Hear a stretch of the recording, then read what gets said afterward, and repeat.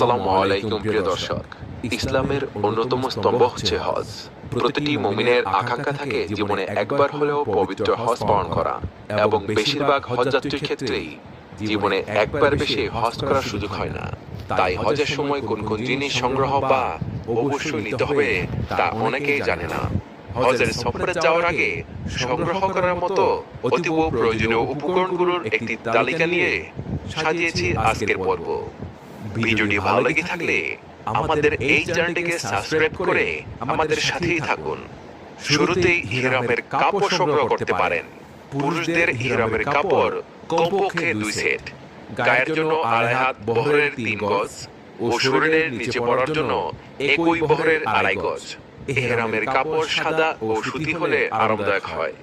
নারীদের ইহরামের কাপড় তাদের স্বাভাবিক পোশাক